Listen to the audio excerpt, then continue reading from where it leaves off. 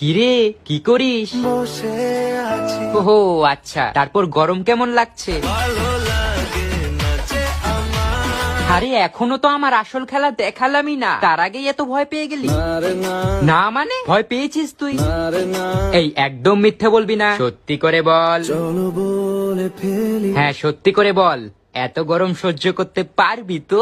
আমি পারবো না। কেন কেন পারবি না কেন? বোঝাবো কি করে তোকে, আচ্ছা ছাড়, বাদ দে। তোর ফ্যান অফ কেন? কারেন্ট নেই? না রে না, কেন? ও আবার কোথায় গেছে? কেন সন্ধে সন্ধে নামলে সে পালায়।